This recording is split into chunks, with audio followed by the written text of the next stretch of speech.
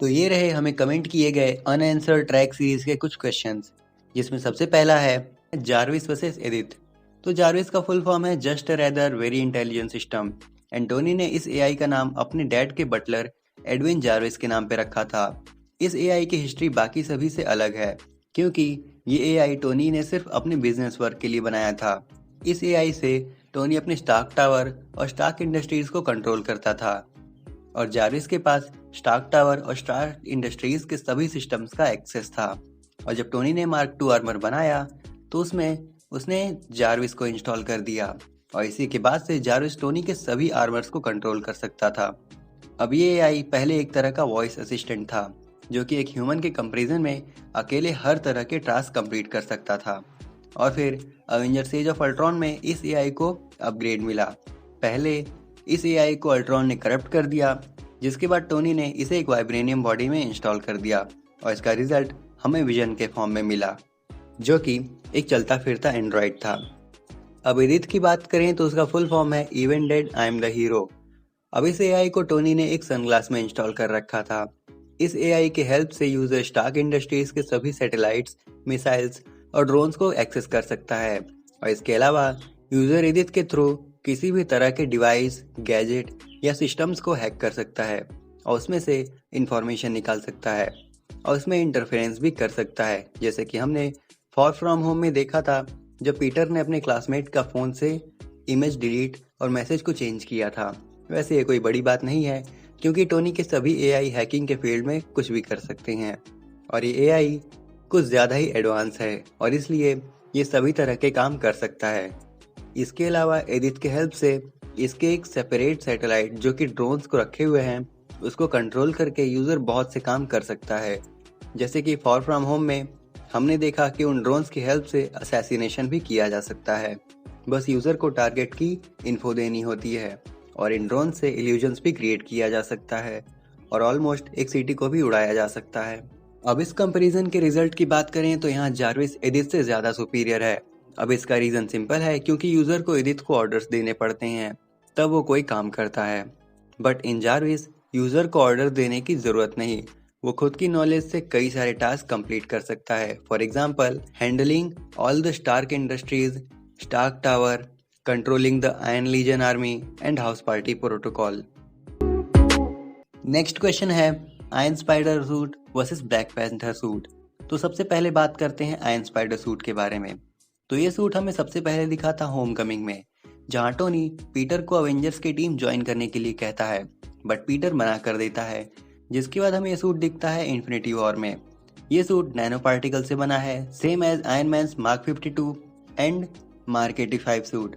साथ ही हम एंड गेम में पीटर को इंस्टेंट किल मोड एक्टिवेट करते देखते हैं, जो कि बहुत ही अमेजिंग था। इस सूट में चेंजेस इतने थे कि ये सूट पोर्टेबल था और जब चाहे तब एक्टिवेट करने पे बॉडी पे अपने आप आ जाता था। इस सूट में भी एक एआई था और इसे ऐसा बनाया गया था कि ये सूट स्पाइडरमैन के रेड ब्लू सूट के ऊपर भी यूज़ किया जा सके। अब इस सूट में आयरन मैन के सूट में यूज़ हुए मेटल टाइटेनियम एलॉय का यूज़ करके नैनो पार्टिकल वाले स्पाइडर लाइक आर्म्स डाले गए थे, जो कि आगे चल के बहुत यूज़फुल हुए। ब्लैक पैंथर सूट और तचालास नैनोटेक सूट, इसको तचाला ने जब यूज़ करना शुरू किया था तब वो वकांडा का किंग बन चुका था। हर सूट की तरह इस सूट को भी शूरी ने डिज़ाइन किया था, बट कुछ अपग्रेड के साथ। इसकी सबसे खास बात यह है कि यह सूट एक नेकलेस के अंदर छुपा होता है। जब तचाला को उसकी ज़रूरत होती है तो इसको एक्टिवेट कर सकता है, कभी भी कहीं भी, और ये बहुत तेज़ी के साथ उसकी बॉडी को कवर कर लेता है और ये बहुत अच्छे से नैनो टेक्नोलॉजी को रिप्रेजेंट कर रहा था।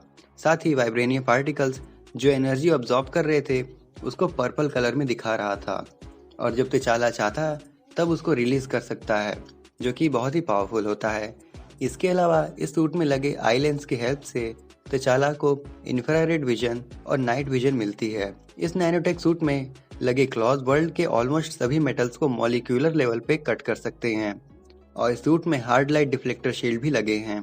तो इस कंपैरिजन के रिजल्ट की बात करें तो यहाँ पर ब्लैक पैंथर का सूट सुपीरियर है, क्योंकि ब्लैक पैंथर का सूट कितना भी डैमेज क्यों ना हो, वो उसकी काइनेटिक एनर्जी को एब्सॉर्ब करके एक एनर्जी ब्लास्ट प्रोड्यूस कर सकता है और इसका सूट ऑलमोस्ट इंडिस्ट्रक्टिबल है अगर हम वाइब्रेनियम वेपन्स यूज ना करें तो। नेक्स्ट क्वेश्चन है इलेक्ट्रो वर्सेस आयरन मैन। तो सबसे पहले बात करते हैं ओरिजिन की। अब इलेक्ट्रो भैया के ओरिजिन की बात करें तो वो अपने यूनिवर्स में एक सीधे साधे नॉर्मल ह्यूमन थे, बट एक एक्सीडेंट में उनकी बॉडी इलेक्ट्रिसिटी से इन्फ्यूज हो गई थी, जिसकी वजह से इन भाई साहब का इलेक्ट्रिसिटी से इतना गहरा रिश्ता बन गया कि ये भाई साहब एक चलते फिरते ट्रांसफार्मर बन गए।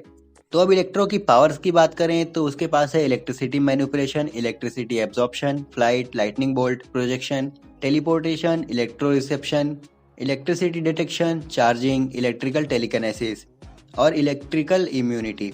अब अगर हम इलेक्ट्रो की एबिलिटीज की बात करें तो उसके पास है गिफ्टेड इंटेलेक्ट और वो एक एक्सपर्ट इंजीनियर भी है।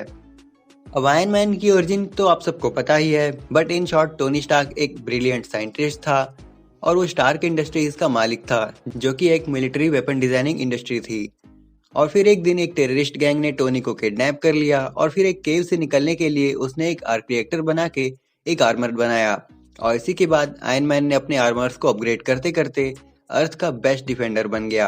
अब अगर हम आयरन मैन की पावर्स की बात करें तो इसमें कोई लिमिट नहीं है, क्योंकि अगर आयरन मैन को लगता है कि ये चीज उसके पास नहीं है या इस चीज की उसके पास कमी है, तो वो अपनी चतुर खोपड़ी का यूज करके उस चीज को पा सकता है। अब उसके आर्मर्स के पावर्स की बात करें तो उसके पास है super human strength, super human durability, super human speed, super human agility, super human reflexes, super human stamina, super human flight and power suit. इसके अलावा उसमें मिसाइल्स, लॉन्चर्स और अलग अलग तरह के वेपन्स हैं। अब आयरन मैन की एबिलिटीज की बात करें तो उसके पास है genius level intellect, master engineer, master scientist, master hacker, master businessman, expert technician, expert combatant. अब इस शोडाउन के रिजल्ट की बात करें तो इसका winner Tony Stark AKA Iron Man होगा। अब जो लोग नहीं जानते या भूल गए हों उन्हें मैं बता दूं कि मार्क 6 आयरन मैन 2 में देखने को मिला था और फिर यूज हुआ था दी एवेंजर्स मूवी में, जिसके बाद टोनी ने मास डिस्ट्रक्शन के वॉकिंग वेपन को निकाला जो कि था मार्क 7। और दी एवेंजर्स मूवी में हमने देखा आयरन मैन वर्सेस थॉर वाली बैटल, जहां से इन सब की शुरुआत होती है, जहां आयरन मैन ने थॉर के म्यूनिर की लाइटनिंग बेस्ड अटैक को सफर किया था, जिसका साइड इफेक्ट ये हुआ कि उस लाइटनिंग बोल्ट की वजह से मार्क 6 की एनर्जी कैपेबिलिटी 400% बढ़ गई। इसके अलावा आयरन मैन के पास एक और फैक्टर है जो कि उसका AI जार्विस है, जो कि आयरन मैन के विनिंग रेट को 70% तक बढ़ा देता है। तो अब बात ये आती है जिसकी हेल्प से आयरन मैन एक स्पेशल आर्मर बना लेगा, जैसा कि उसने ऑलरेडी कई बार किया है। फॉर एग्जाम्पल हल्क से लड़ने के लिए उसने हल्क बस्टर बनाया था और वो काफी यूजफुल हुआ। सेम वैसा ही वो इलेक्ट्रो से लड़ने के लिए कर सकता है। उसके लिए वो एक अलग सूट बना सकता है, यानी इलेक्ट्रो बस्टर। फिर इलेक्ट्रो आयरन मैन पे जितनी ज्यादा इलेक्ट्रिसिटी डालना चाहे उतनी डाले, आयरन मैन उसका तोड़ जरूर निकाल लेगा। तो ये थे कुछ क्वेश्चंस जिन्हें हमने आज के अनआंसर्ड ट्रैक में रखा। अब अगर आपके पास भी ऐसे ही कुछ क्वेश्चंस हैं तो आप हमें कमेंट करके बता सकते हैं। हम पूरा ट्राई करेंगे कि आपके रिक्वेस्टेड क्वेश्चंस का एक्सप्लेनेशन आपको सर्व कर सकें। अब अगर आप मून नाइट सीरीज के एपिसोड्स का एक्सप्लेनेशन देखना चाहते हैं तो डिस्क्रिप्शन में दिए गए प्लेलिस्ट के लिंक पे क्लिक करके आप चेकआउट कर सकते हैं। अब अगर ये वीडियो आप सबको जरा भी पसंद आई हो तो इसे लाइक और शेयर करें और ऐसे कंटेंट्स के लिए हमारे चैनल को सब्सक्राइब करें। सो आज के लिए बस इतना ही। हम जल्दी लौटेंगे एक नई वीडियो के साथ। Till then keep watching super move. Sayonara.